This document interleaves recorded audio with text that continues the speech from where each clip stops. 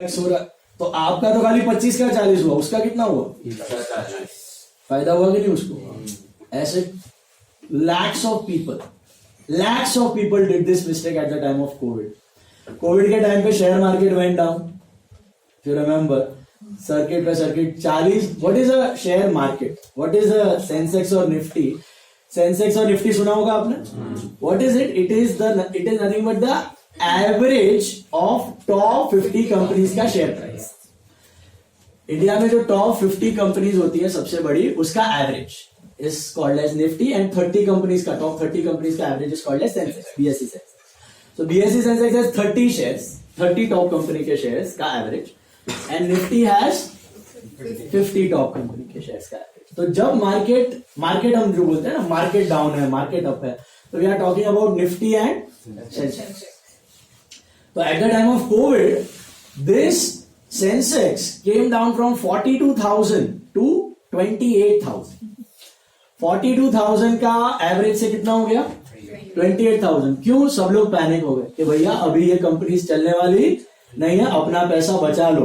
तो नए लोग आ रहे थे खरीदने को, सस्ते दामों में वो लोग ऑफर कर रहे थे कि हम आपका बिजनेस लेने को रेडी हैं, और ये पुराने लोग बेच के जा रहे थे. पुराने लोग बेच के जा रहे थे. कुछ ऐसे शार्प लोग थे, कुछ ऐसे स्मार्ट लोग थे जिनको पता था कि कोविड लंबा चलने वाला नहीं है. वो लोग ने अपना शेयर बेचा तो नहीं, और खरीदा, और ज्यादा खरीदा, बहुत ज्यादा खरीद लिया. और जिन्होंने खरीद लिया उनको बाद में रिजल्ट्स मिले. सो क्यों? But it all depends on the business behind it. जरूरी नहीं कि सारे के सारे बिजनेस ऐसा ही ग्रोथ दिखाते हैं. बहुत कम बिजनेसेस होते हैं जो ऐसे लंबे टाइम तक प्रॉफिट्स कमा के सस्टेन कर सकते हैं. बिजनेस अच्छा होना जरूरी है. अगर बिजनेस अच्छा है तो दुनिया में कुछ भी उथल पाथल होने दो, आपका प्राइस बढ़ता रहेगा. Is this clear? तो 100 बात की एक बात, क्या होता है शेयर? Part ownership of a business. Okay, part ownership of a business. And this part ownership का value depends on what? Profits. If the profits keep on increasing, the value of share will also keep on increasing. Is it clear? The value of share will also keep on increasing, and vice versa.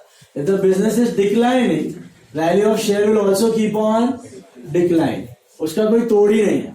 अभी कोई ऐसे businesses थे जैसे कि MTNL था, BSNL था, all these were telecom के businesses.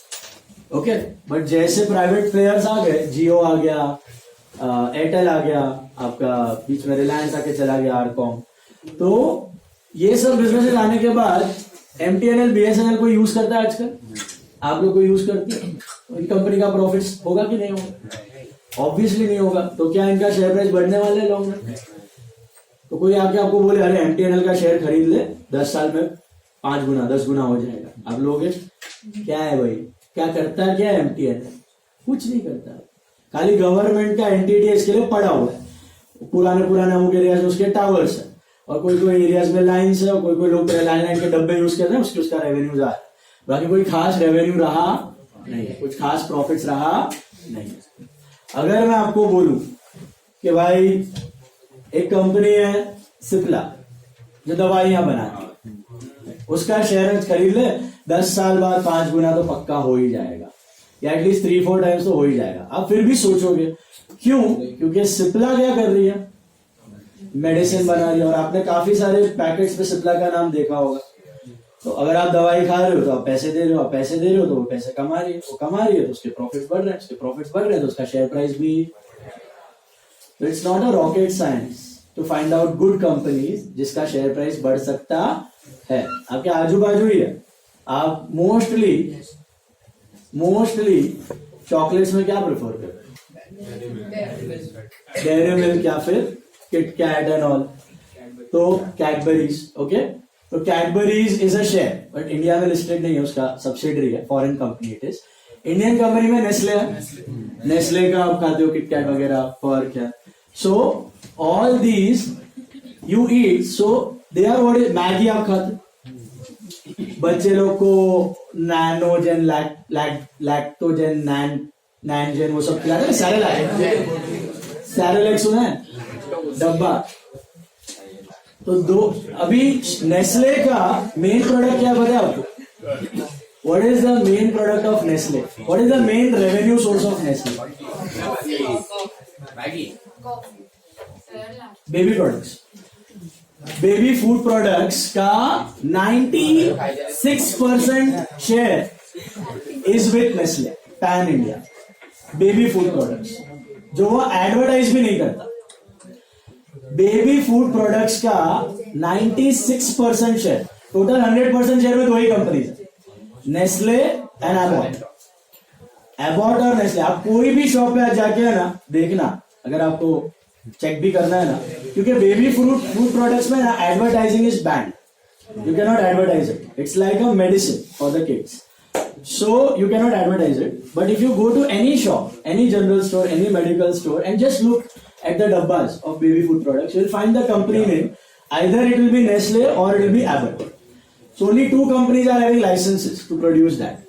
And Nestle का total revenues में से 50% revenues are coming from sale of baby food products. Rest 30% are coming from that Maggi and coffee. And बाकी 20% is chocolates and ancillaries and whatever. So ये company का share आप देखोगे Nestle का, I'll just show you the chart of Nestle. Nestle is a huge giant in this space. उसमें दो है, pan number क्यों मांगता? देखो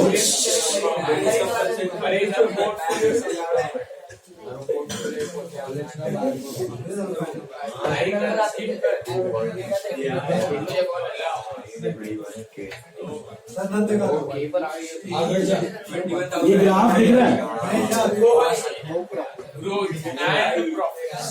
this is over a span of 2013 to 23, 10 years. 10 years पहले the price was 4,000 rupees and now it is 24,000 rupees. 6 times in a span of 10 years, which is good or bad? Very good. Very good. Stock market में अगर कोई share 5 साल में भी double होता है ना, इट इज डैम गुड। और ये 10 साल में 6 गुना हुआ है, और आगे भी इसके चांसेस, मैं रिकमेंडेशन नहीं दे रहा हूं, I'm just telling you that such businesses are never invest by tip. That is the biggest mistake people do in stock market. Okay, tip मतलब क्या है? अभी मेरा विजन है नेस्ले का 20 साल, मैंने बोला खरीद के रख। तू कल देखा, अरे सर कैडबरी में कीड़ा निकला, अरे सर मैगी में एमएजी निकला, वो क्या बोलते हैं वो, हाँ प्लास्टिक निकला, लेड निकला, सर ये बंद हो जाएगा, सर वो बंद हो जाएगा, आपने तो बोला था बढ़ेगा। भाई 20 साल का हिस्ट्री आगे का प्रेडिक्ट बोला है, और 20 साल क्या तुझे पता है क्या होगा, मुझे पता है क्या होगा? No one knows, it all depends on some uncertainty, you are never sure about it. तो हर एक बंदा जब भी अगर आपको कोई कंपनी में इन्वेस्ट करना है तो दूसरे के टिप पे कभी इन्वेस्ट करने का, खुद रिसर्च करने का, अगर टाइम है तो। अगर टाइम नहीं है तो किसी प्रोफेशनल को अपना पैसा दे देने का। Who are these professionals? Mutual funds. तो best way to enter and invest in stock market is through what? Mutual funds. Okay, because what happens in mutual funds, you know what is a mutual fund? बोलोगे नहीं? तो उसमें 100-200 जन का पैसा लेके एक बंदा सारा बिजनेस इसको रिसर्च करेगा एंड उसमें आपका पैसा इन्वेस्ट कर देगा। आपको रिसर्च करने की कोई जरूरत नहीं है। Is this clear? दिया एंड नियति, दिया को जाओ, both of you go home. It's okay. This lecture is not for you. I told you in the beginning, if you want to sit properly. It's okay. तुमको वैसे भी नहीं चाहिए, सुनने का नहीं है, काम का नहीं है, तो जाओ। इसको है उसको सुनने दो, या distracting me. So better you go. So best way for a know nothing investor is to put his money in what? Mutual funds. अभी ये चीजें आपको थोड़ी बोरिंग इसके लिए लग रही है क्योंकि अभी तक आपने पैसा कमाना शुरू नहीं किया. जैसे आप पैसा कमाना शुरू करोगे, पहला चीज you try to do is spend it. Investing बहुत कम लोग करता है. It's a fact of the matter. आप 100 रुपए कमाओगे, 90 रुपए उसमें से स्पेंड करने वाले. Even 90 or even 100. Some people spend all 100 for YOLO. You live only once. Okay? तो उसके बाद एक स्पेंडिंग का क्रेज जब खत्म हो जाएगा, उसके बाद you start saving and you start investing. So this is the, अगर स्टार्टिंग से किया तो nothing like that, because the earlier you start investing the better chances of you for making big profits ahead in the long run. Earlier, age advantage is the most, बोलते ना, biggest advantage in stock market. जितना early start आप लेके थोड़ा थोड़ा पैसा आप invest करने का चालू करोगे, हाँ अभी से भी कर सकते. You can do it right now also. Okay, 18 जैसा कोई रेस्ट्रिक्शन नहीं है. You can open a demat, you can have a mutual fund investment and you can, but never invest mummy papa का पैसा. Only the money which you earn, your own hard earned money. Okay, mummy papa's money is not your money.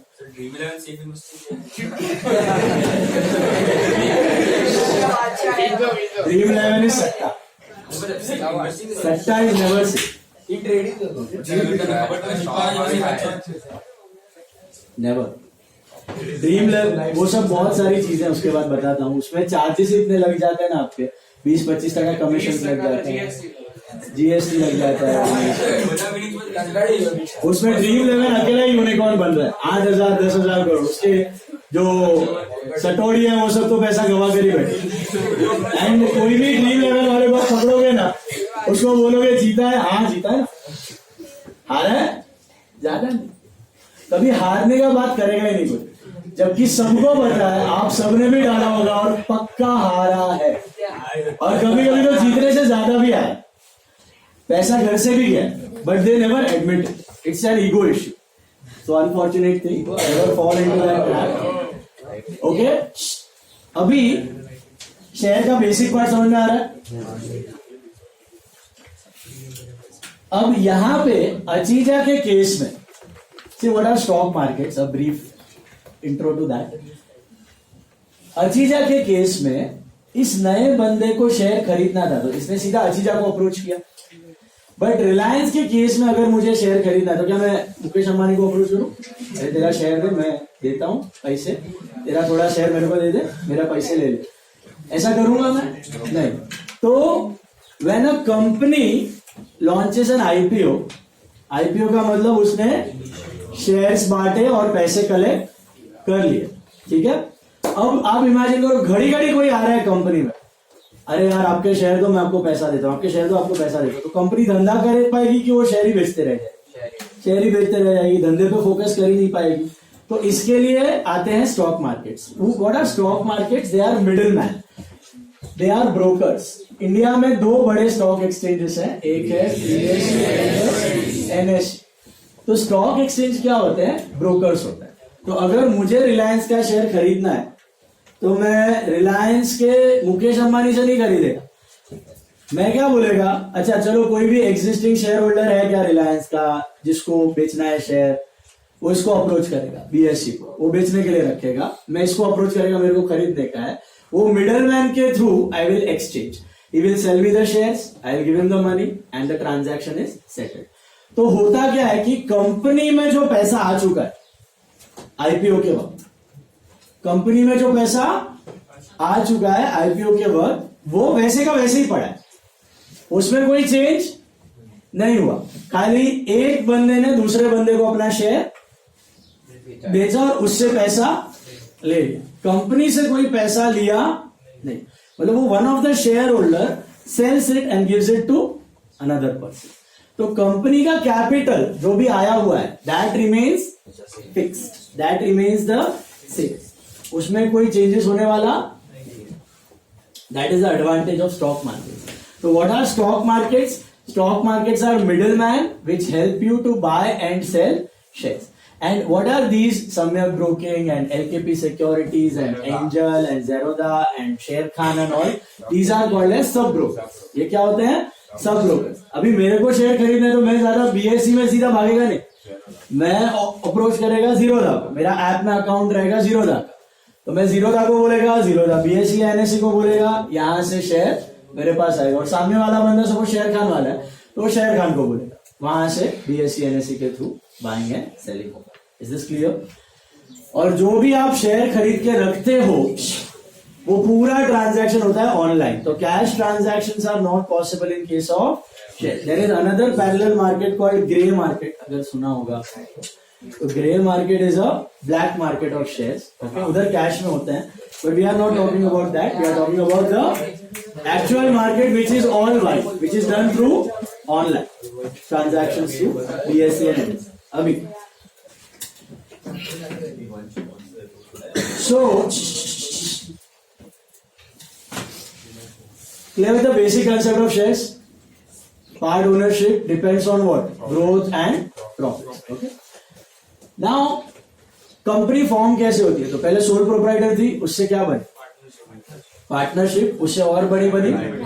ये क्यों बड़ी बन रही है? Capital की जरूरत पड़ी, तो और मेंबर्स ला रहे हो, और मेंबर्स ला रहे हो, और शेयर्स का पैसा इकट्ठा कर रहे हो. आपने एक मूवी देखी है द सोशल नेटवर्क, फेसबुक के ऊपर? तभी शायद कुछ समझ में ना आई होगी. आई थी तो वेरी गुड.